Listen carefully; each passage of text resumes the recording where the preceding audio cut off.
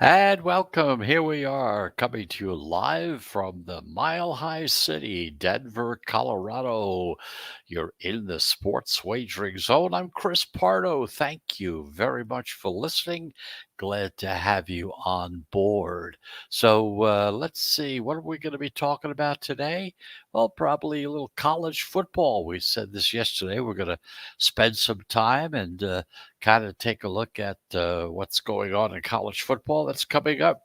Give you some thoughts and ideas on a few teams. We kind of take a close look at a couple of them, try to let you know what we think about them so you can start thinking about it. You don't have to agree with us, but at least you can start thinking about it just to see what it is that you would like to see. Anyway, that's one of the big topics for today. Also, as usual, because baseball is still king and it will be for a short time yet because baseball is going on. Only 10 games today, not as many because Monday generally is a travel day for many teams. In the early days, back in the 60s and 70s and 50s, it was nobody played on Monday. It was almost, unless it was a rain out on Sunday, Monday was always a travel day because, in those days, they traveled by train more than they did by airplane. Not only that, but most of the teams were east of the Mississippi River. St. Louis was the further west team at that point in time, and that's right across the river, so not even far away. So that's the story there. So we're trying to give you a little history about it as well. That's part of what we try to do here. Not here to try to tell you what to do or things of that nature. We're here to try to help you to become a better handicapper with some hints, some ideas, some thoughts, and maybe putting that together with whatever system you're using. Because we tell you, if you've got a system and you like it and it's doing well for you, then by all means stay with it. Maybe you might want to tweak it here or tweak it there. That's where we kind of come in on that situation. So, anyway, that's the story. And of course, let's get down to business. First of all, let's take a look at what happened yesterday as far as the sports were concerned, Major League Baseball. And of course, there was an NFL game yesterday as well. So let's preview a roundup as to what is going on there. The Colts rallied to beat the Panthers 21-18 because they wrapped up preseason week number one with that game. The game was pushed because the Colts had closed at a 3-point home favorite. Of course, the early bettors cashed in on the Colts when they were minus 1.5 to 2.5 point. Again, the numbers we're talking about here, as always, were in Vegas. They went over the low total of 32.5 points. After that recent underrun, finally the overs came in. The favorites, of course, they did pretty good, 9-7 straight up, 8-7-1 against the spread so far in this preseason of week number one. Of course, they still lead 10-7 straight up and 9-7 against the spread. That, of course, we're including that Hall of Fame game, so keep that in mind. Okay, that was one of the pregame shows as well. Now, the home road split is 8-8 straight up, but this weekend, the road teams led 8-7 despite Sunday's overs. The unders ruled at 13-3 this week. Altogether, 14-3 overall if you count that Hall of Fame game. Meanwhile, in Major League Baseball, the favorites went 10-5, upsets by the Rangers as a plus 195 on the money line against the A's. The Angels a plus 168 against the Astros. The Yankees is a plus 159 against the White Sox. The Twins a plus 140 against the Rays.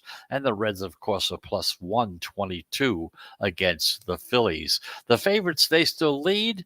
They have a 59.3% win percentage so far since the beginning of the season. Of course, as you know, over the past 10, 12 days, they've done exceptionally over that number as well.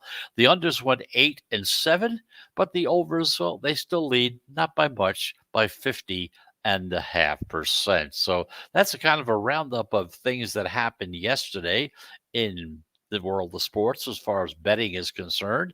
Major League Baseball and the NFL final game of the preseason. It kind of wraps things up there. So let's take our first break. And as we always tell you, we do take 3 breaks in the show. Each one is of 1 minute duration.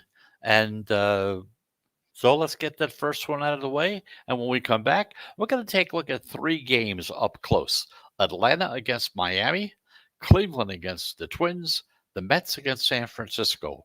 Check the line movements on those games and see which direction the pros are going as well. So we'll be back into the zone in 1 minute.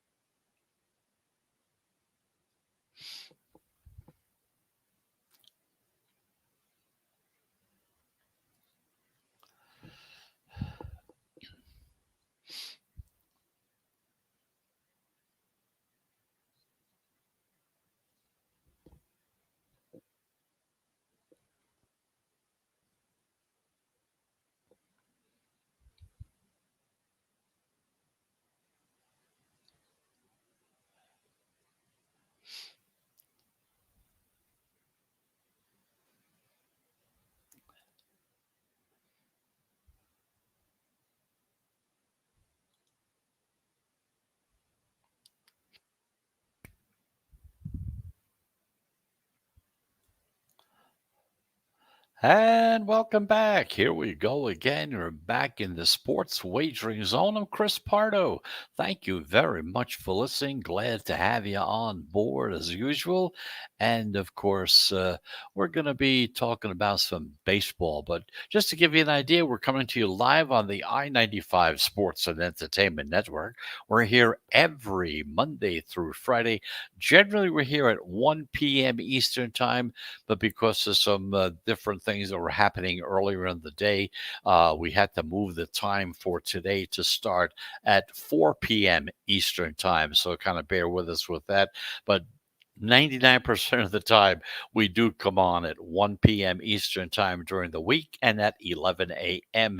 Eastern Time on Saturdays and Sundays. Of course, we do podcasts on most of your podcast platforms, such as Apple Podcast or Spotify or even Google Podcast. So, kind of give you an idea as to how you can get a hold of us during the week and on the weekends as well, 7 days a week.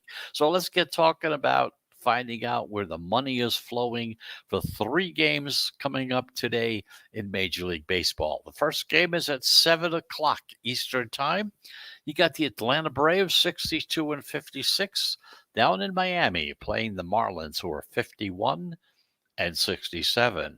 Now, this is a National League East showdown, and you got a pair of teams here that have really been playing some pretty good baseball lately. The Braves, well, they just swept the Nationals, and they're in first place now in the division. Atlanta is 10 and 2 over their last 12 games. 10 and 2 over the last 12 games. Meanwhile, the Marlins, well, they're at the other end. They're in last place, but they've won 4 games in a row and just swept the Cubs in those 4 games. Again, Cubs not that great a team either. Now, in tonight's opening game, Atlanta hands the ball to their right-hander, Tuki Toussaint. He's 1-2 with a 4.28 ERA. And Miami counters with their left-hander, Braxton Garrett. He's 1-1 with a 4.65 ERA. Now, as we look at the line in this game, it opened with the Braves listed as a minus 135 road favorite and the Marlins a plus 125 home dog. Of course, the pros, they're pounding those red hot Braves. They've been doing it all along. They streamed Atlanta up from minus 135 to minus 145 on the money line. Now, keep one thing in mind: short road favorites of minus 150 or less on the money line. And if they're coming off a win, like the Braves are doing, they're at over 59% so far this season. The Braves are 42 and 36 as a favorite. The Marlins, well, they're 30 and 50 as a dog. Now, Atlanta is 18 and 12 against lefties. Miami is 38 and 43. against right-handed pitching. The Braves are plus 72 in run differential. The Marlins, they're at -9. So in this first game, Atlanta Braves against the Miami Marlins, the pros and the analytics all point to the Atlanta Braves. Meanwhile, at 8 o'clock, you got the Cleveland Indians, 57 and 59, just under 500, up against the Minnesota Twins at 52 and 66. Now, both these teams are in the American League Central Division, and their opponents have struggled this season, and they're currently 10 plus games back in both their division and the wild card. The Indians just took 2 of 3 against the Tigers, while the Twins just took 2 of 3 at home against the Rays. Now, in tonight's opening game, Cleveland comes in with their righty, Cal Quantrill. He's 3-2 with a 3.13 ERA. And Minnesota comes out with their right-hander, Griffin Jacks, who's 3-1 with a 5.45 ERA. The line opened with Minnesota listed as a short -128 home favorite, and Cleveland opened up as a +118 road dog. Now, in this game, the pros, they see value in the plus money Cleveland Indians. They've had a better record and the starting pitcher advantage, so they steamed Cleveland from being a +118 down to being a +107. The Indians have value in this game because, number one, they're a divisional dog, and it's a high total in this game. It's 9.5, okay? The pros are also leaning on a lower scoring game as well. Again, the total opening 9.5, 10 in some places is now down to 9.5. And of course, they're starting to juice it as well. So you might even see it come down as low as 9.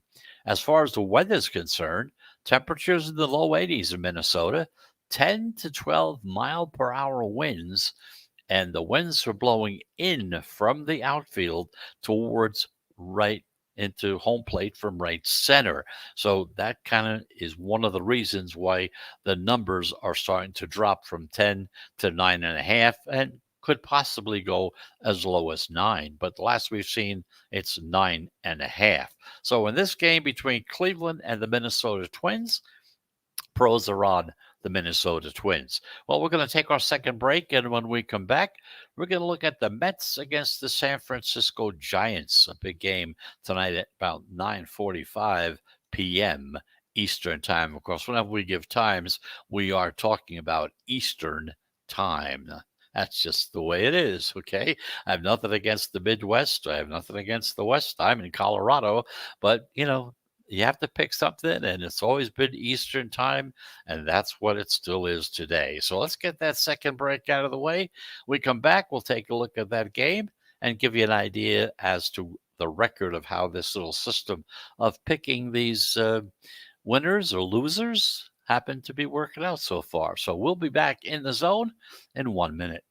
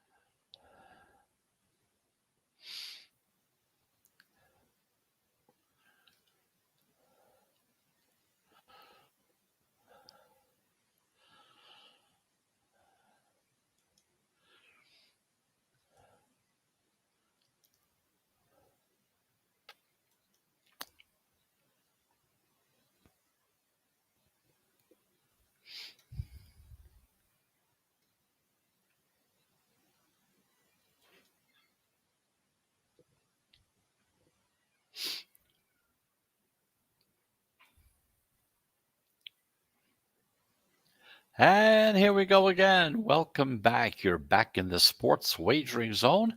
I'm Chris Pardo. Thank you very much for listening. Coming to you live from Denver, Colorado, the Mile High City, right here on the I-95 Sports and Entertainment Network, as well as podcasting on most of your podcast platforms such as Apple, Spotify, iHeartRadio. We're all over the place. So, once again, thank you very, very much for listening. We're talking about baseball. 3 games that we're taking a close look at to see which direction the line movement is going, as well as trying to figure out which direction the pros are going as well. Just to recap, in case you just tuned in, Atlanta Braves against Miami Marlins. In that particular game, the pros are on the Braves, who have been red hot. Now, Cleveland Indians against the Minnesota Twins. Well, in that game, the pros were on the underdog in that game. It's the 8 o'clock game. Cleveland Indians in Minnesota. They're on the Cleveland Indians as well as the analytics as well. So the final game we're looking at is around 9:45, somewhere in that area.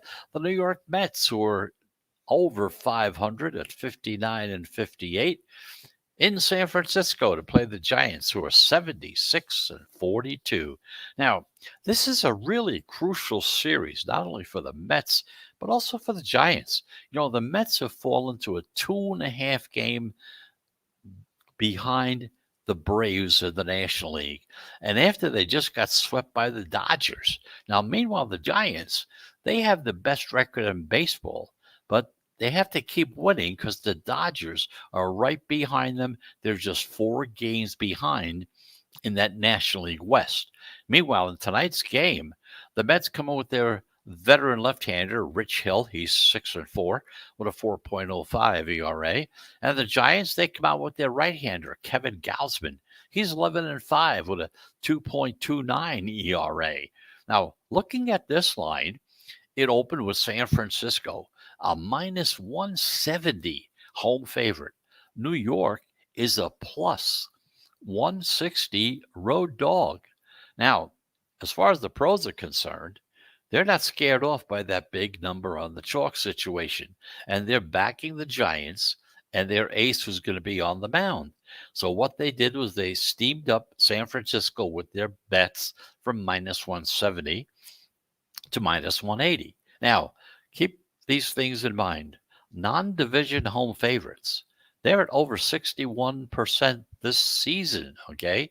The Mets are 23 and 35 on the road. So although that big number of plus 160, 165 looks pretty good, they're only 23 and 35 on the road. The Giants are 40 and 18 at home. They have the best home record in baseball. San Francisco is 48 and 23 as a favorite. Meanwhile, as a dog, the Mets are 18 and 28. The Giants are going to also lean on their hitting as well. San Francisco is hitting 246. It puts them as the 10th best hitting team in Major League Baseball. The Mets, well, they're hitting around 235, which drops them down to 25th place. So the game between the Giants and the Mets, the pros are on the big favorite, the San Francisco Giants. So just to recap once again, the 3 games on tap for today. We've checked their line movement and in which direction the pros are going. So in the 7 o'clock game between the Braves and the Marlins, the pros are on those red-hot Braves who've won 10 of their last 12 games. Braves over the Marlins in that game. The Cleveland Indians against the Minnesota Twins. Well, in that game, the pros kind of like Cleveland. They're the slight underdog. They were a heavier underdog until the pros came in and started betting on it, dropped it from a 118 to a plus 107 on the money line. But they like Cleveland in this game against Minnesota. And then finally, the New York Mets out in San Francisco to play the Giants. In this game, you're going to have to lay a little heavy wood on it. Although 170, it's not into the 200 area yet, but it's still kind of on the high side as far as betting. But hey, the teams at home, they got one of the best home records in baseball. They're a top hitting team. Mets are on sort of a downward stroke, so may not be a bad idea to go in on the Giants as well as the pros are doing. So that's the story on those 3 games lined up for today. Now, just to give you an idea of how this little method, system, whatever you want to call it, is doing. Now, yesterday we had three plays. All three plays lost. That's how it happens. We were doing 68%. We were as high as 70% so far within the month of August. So it was just time to kind of lose a few games. We had Philadelphia against the Reds, and the Reds won. We had the White Sox against the Yankees, and they won that game. And we had Seattle against Toronto, and Toronto came back and won that game, even though they lost the first two. So we dropped down from being 68 down to around 63%. So far, we've had 41 plays and 26 winners. That's how we come up with the figure of 63. There's 63 point something, but 63% is good enough for you to hear. So with three plays, three losses, and the one thing that you have to understand, and it kind of leads and lends some credence to our credibility at the station. I know you hear us talking whenever they win, we give you the totals and things of that. And it just so happened that, the first couple of weeks of this month, they have really been doing well, up to 70%. It seemed like every time we came on, we kept talking about them winning, winning, winning. So, it's kind of in a good way, unless you bet on them, of course, uh, to let you know that, hey, if they lose, we tell you they lose. This is not our system. We don't have a dog in the fight, has nothing to do with it. Just bring it to your attention. You deal with it as you see fit. So that's the story as far as that little system is concerned. With the three games for today, again, still up around 63%, which is not a bad number as far as a win percentage is concerned. And of course, we're also looking at the winning and losing streaks as well. And, after this week, I think we're going to kind of abandon looking at it any closer than we have. We talked about it enough. We kind of gave you enough information how to set it up yourself. And now you can start following it yourself. But just to give you an idea, the Cubs, who are on a 10-game losing streak, they lost. So they're at 11, and they play Cincinnati today. Baltimore had a 10-game losing streak. Now they're up to 11, and they play Tampa Bay today. So we have two teams that are on 11-game losing streaks. Now, Pittsburgh was what we call a swagger theory team, and they did wind up losing. According to the swagger theory, they win most of the time right after they come off of a losing streak like Pittsburgh did, but they didn't. So, kind of give you some ideas and some thoughts on that. So, you got two games, the Cubs and Baltimore, both on 11-game losing streaks. Cubs against Cincinnati, Baltimore against Tampa Bay. So, again, probably by the end of this week, as we start next week, we're going to start paying more attention to college football. We're going to start paying attention to NFL football. We're not going to have much time to spend any time talking about winning and losing streaks because also you don't know which team is tanking. Some of these teams are going to start tanking. You say it's an 11-game losing streak. This team could go to 20. Either one of these teams, they have nothing to play for. So, how can you bet on a team that you're not sure that even if they're going to show up to play that day? So, again, by the end of the week, we should be done with this. We'll leave it up to you to kind of follow it. And if you need any help, by all means, get a hold of us. Just send us an email. Send it to the sports wagering zone at gmail.com. If you have any questions about it, let us know. I'll be more than happy to answer it to you in an email. And if not, if it's two or three questions I get from people kind of in the same direction, we'll talk about it on the air as well. So let's get that third little break out of the way. And when we come back, we're going to talk college football. Let's give you some thoughts and ideas on some college games and some colleges and what they're coming up against in this coming season. So let's get that break. And just to let you know, we'll be back in 1 minute.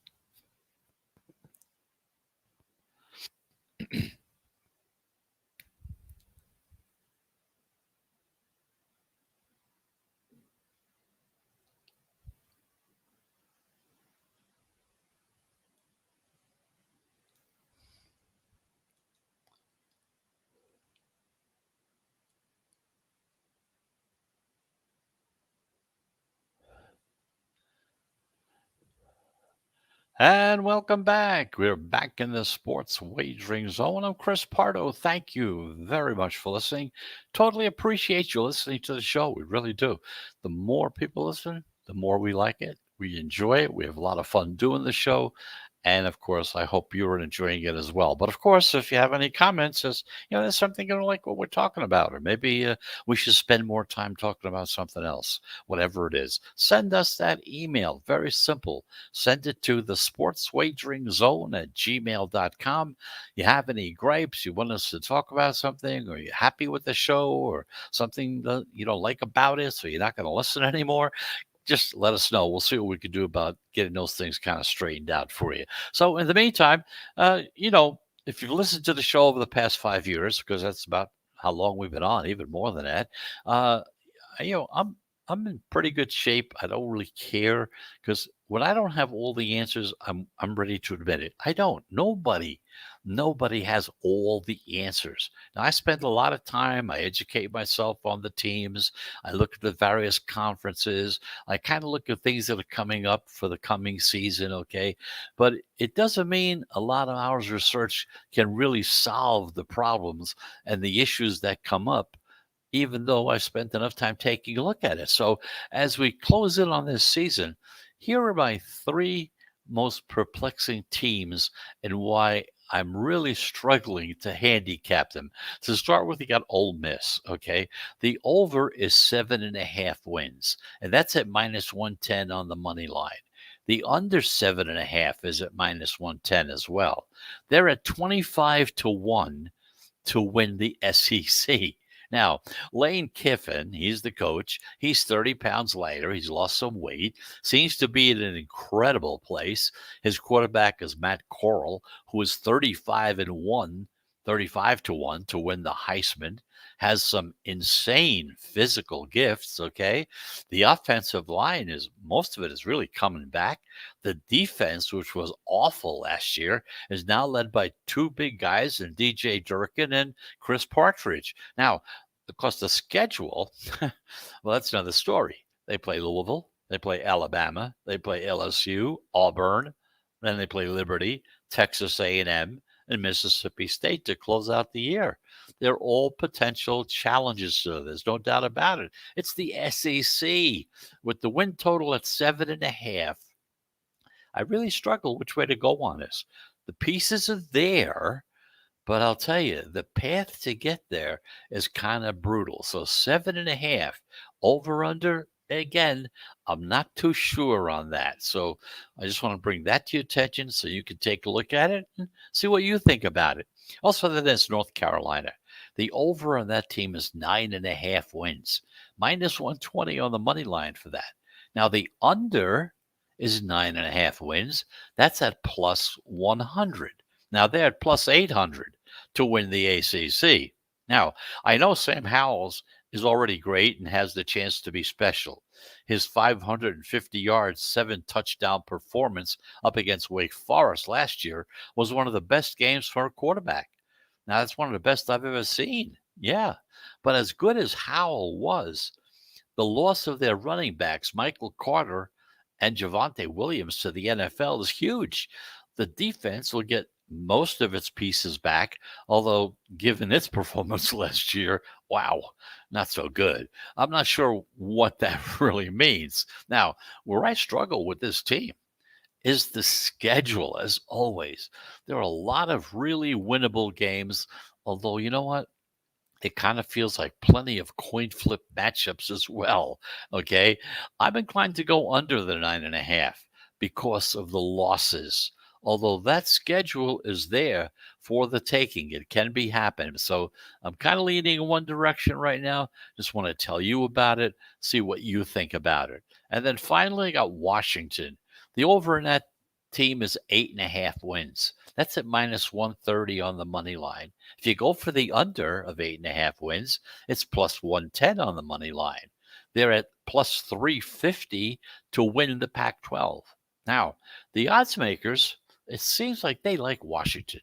They're the second betting choice to win the Pac 12, which is significant by them, right?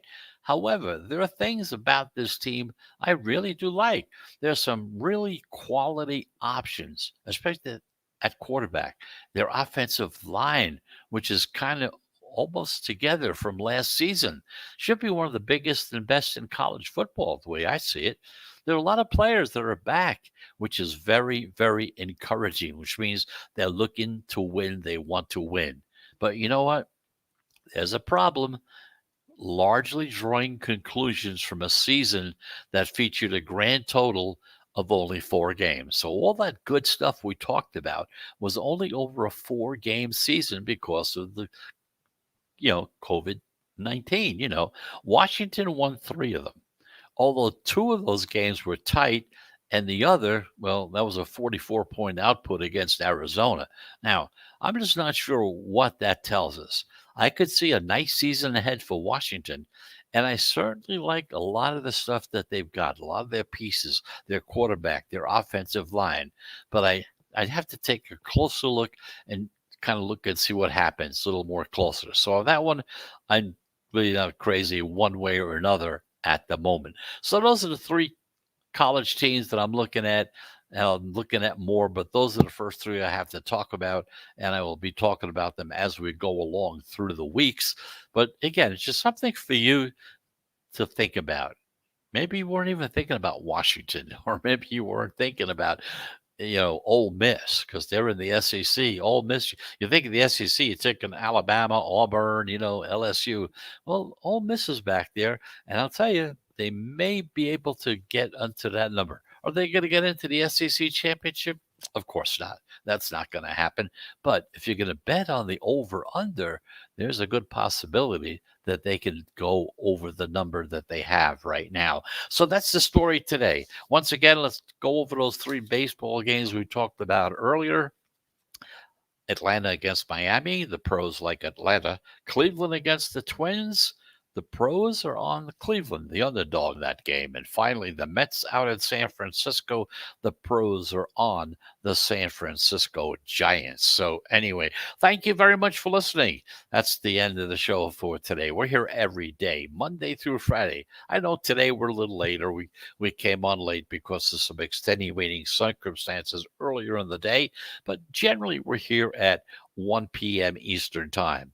And on Saturday and Sunday, we're here at 11 a.m. Eastern Time. So that's the story for today. Little college talk. We talked about baseball, which is still kind of king for a little while longer.